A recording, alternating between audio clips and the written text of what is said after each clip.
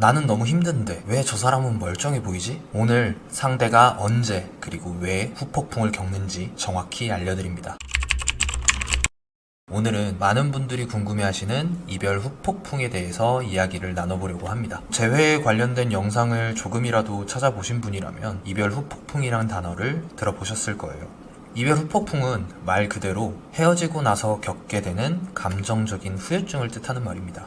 헤어지고 상대방이 나를 완전히 잊었으면 좋겠다 라고 생각하는 분들도 있지만 나를 평생 잊지 못했으면 좋겠다 라고 생각하는 분들도 많거든요. 이분들이 가장 궁금해하는 게 대체 이 후폭풍 언제 오냐인데요. 그 사람은 과연 언제쯤 후폭풍을 겪게 될까요? 이 유튜브나 인터넷을 보다 보면 이런 얘기 정말 많이 들으셨을 거예요. 여자는 후유증이 빨리 오고 남자는 후유증이 늦게 온다. 과연 이 말이 맞는 말일까요? 만약 이 말이 맞다면 헤어진 남자분들, 여자는 후유증이 빨리 온다고 했으니까 1, 2주만 기다리면 정말 그 사람한테 연락이 올까요? 반대로 여자분들, 남자는 후유증이 늦게 온다고 했으니까 한동안은 절대 재회할 생각하면 안 되는 걸까요? 결론부터 얘기하자면 이 이론은 반은 맞고 반은 틀린 이야기입니다. 이런 말이 나오게 된 데는 연애 상황에서 공통적으로 나타나는 사례들이 있기 때문이에요. 예를 들어 볼게요. 연애에서 감정적으로 많이 투자하고 상대에게 의존하는 쪽은 보통 여자 쪽이 더 많다고 하죠. 그러다 보니 이별 후에 그 빈자리를 훨씬 더 빨리 그리고 더 크게 느끼는 경우가 많아요.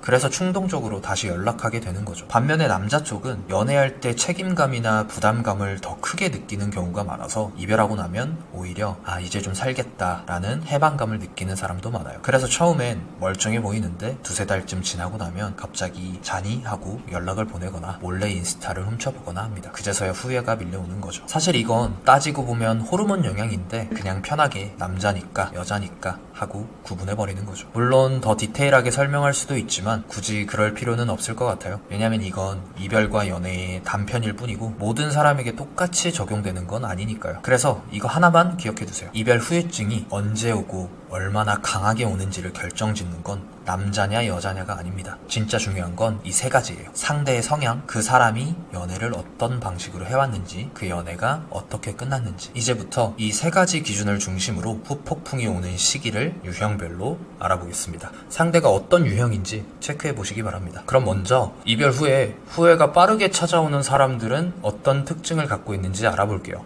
첫 번째, 남성적인 성향이 강한 사람들입니다. 요즘 흔히 테토남, 테토녀라고 하죠. 이런 분들의 특징을 꼽자면 첫 번째로 성격이 급해요. 연애에서도 직진입니다. 그래서 무슨 문제가 생기면 그냥 넘기질 못합니다. 이거 어떻게든 빨리 해결하고 넘어가야지 이런 식으로 생각하죠. 그리고 대부분 관계에 대해서 책임감을 느끼고 있다 보니까 서로 싸우게 되면 내가 참자, 내가 먼저 사과하자 하고 먼저 움직이기도 합니다. 그래서 이별하고 나서도 먼저 연락해오는 경우가 많은 거죠. 근데 간혹가다 이런 분들 중에는 헤어져서 진짜 힘든데 자존심 때문에 이악 물고 버티는 경우가 있어요. 그럴 땐 에휴 바보야 라고 생각하면서 한 발 물러서서 먼저 미안하다고 해주는 것도 관계를 회복하는데 도움이 될 수 있습니다. 두 번째는 헤어졌다 다시 만났다를 자주 반복한 경우입니다. 연인과 헤어졌다가 다시 만나게 되는 순간에는 이별 당시 느꼈던 불안, 긴장, 슬픔 같은 스트레스가 다행이다 하는 안도감으로 한순간에 확 풀리거든요. 이때 뇌에서는 도파민이라는 보상 호르몬이 강하게 분비되는데 이 안도감 자체가 강한 쾌락으로 작용하는 거죠. 이런 경험이 반복되다 보면 자기도 모르게 그 순간 사랑과 재회라는 감정에 중독되기 쉬워집니다. 근데 만약에 평소처럼 다시 만날 줄 알았는데 상대가 진짜로 안 돌아오면 멘붕에 빠지게 됩니다. 그리고 이틀, 3일도 못 버티고 우리 다시 얘기하면 안 될까 하고 연락하게 되는 거죠. 이런 분들이 조심하셔야 하는 게 모든 쾌락에는 내성이 생기거든요. 어느 날 다시 만났는데 예전처럼 감정이 안 느껴지고 짜릿함도 없고 오히려 지겹고 부담스럽다? 그때가 진짜 끝입니다. 지쳐서가 아니라 더 이상 좋지 않아서 헤어지게 되는 거죠. 세 번째는 불안형 혹은 애착형입니다. 이런 사람들은 연애할 때부터 늘 이렇게 생각해요. 얘가 날 떠나면 어쩌지? 혹시 지금 딴 사람 만나는 거 아니야? 의심하고 집착하거나 질투가 굉장히 심하거나 그래서 이별하자마자 마음속에 불안 경보가 울리기 시작해요. 처음엔 꾹 참을 수도 있어요. 자존심이 있으니까요. 근데 그 상상력이 문제예요. 상상력이 커서 설마 벌써 다른 사람 생겼나? 혹시 날 완전히 잊은 거 아니야? 이렇게 자꾸 자기가 자기를 괴롭혀요. 그러다가 결국 못 참고 연락하게 되는 거죠. 지금까지 후유증이 빨리 오는 사람들의 특징을 살펴봤습니다. 만약 상대가 이 중 하나라도 해당된다면 연락이 예상보다 빠르게 올 수도 있다는 걸 기억해두세요. 다음으로는 후유증이 늦게 오는 경우를 알아보겠습니다. 첫 번째, 대체자가 없을 때. 연애는 보통 성격, 취향, 가치관 등 비슷한 수준끼리 만나는 경우가 굉장히 많습니다. 그만큼 상대방은 당신만한 사람을 다시 만나는 게 생각보다 어려울 겁니다. 이게 맞으면 이게 안 맞고, 이게 괜찮으면 저건 부족하고, 만약에 상대가 헤어지고 새로운 연애를 아예 시작조차 못하고 있거나 아니면 계속 실패하고 있다면 상대방은 점점 당신과의 과거에 보정이 들어갈 거예요.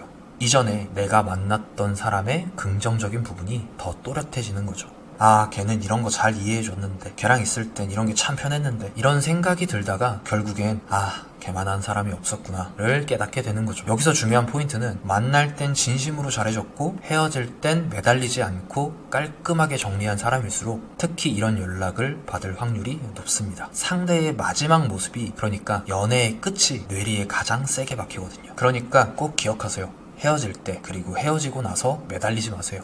이미 매달렸다면 지금부터라도 멈추시면 됩니다. 후폭풍이 늦게 오는 경우 두 번째, 장기 연애. 저희 커플도 여기에 해당됩니다. 당시 기준으로 사귄 지 5년 정도 되었을 때 이별했었거든요.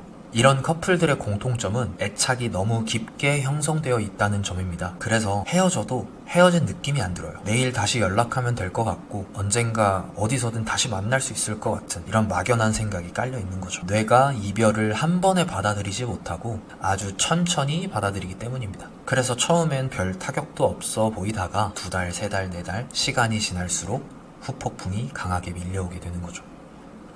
마지막으로는 회피형 성향입니다. 이 사람들은 겉으로 보면 감정을 잘 참는 것처럼 보여요. 하지만 실제로는 방어 기제가 높아서 슬픔, 공허함 이런 감정들을 직면하지 않고 외면하려고 합니다. 이런 감정들이 약한 것이라고 여기기 때문이에요. 당신이 지금 죽을 것처럼 힘든 건 슬픔을 일시불로 느낀 거라면 회피형 사람은 그 슬픔을 할부로 느끼는 셈입니다. 하지만 이 감정들이 피한다고 피해지나요? 결국은 맞닥뜨려야 하는 순간이 오고 그때 억눌렸던 감정이 한꺼번에 터지면서 후폭풍이 강하게 몰아치는 겁니다. 자, 오늘은 이별 후폭풍이 빨리 오는 사람과 늦게 오는 사람의 특징을 살펴봤습니다. 하지만 이 시기를 예측하는 것보다 더 중요한 건 따로 있는데요. 바로 후폭풍을 어떻게 하면 더 빨리, 더 강하게 오게 만들 수 있을까? 이 질문에 집중하셔야 돼요. 이미 당신은 마음 정리를 다 했고 감정적으로도 아무렇지도 않은 상태인데 그제서야 상대가 후회하고 연락해온다? 솔직히 그때는 마음이 식어버려서 밀어낼 수도 있는 거니까요. 이 후폭풍을 유도하는 방법은 내용이 너무 많다 보니까 블로그나 다음 영상으로 한번 만들어 보겠습니다. 구독과 좋아요 잊지 마시고요. 혹시 지금 당장 상대의 성향을 파악하거나 후폭풍 유도 전략이 필요하다면 아래 더보기란 링크로 무료 상담 이벤트 신청해주세요. 지금까지 마인드 위브였습니다. 다음 영상에서 뵙겠습니다.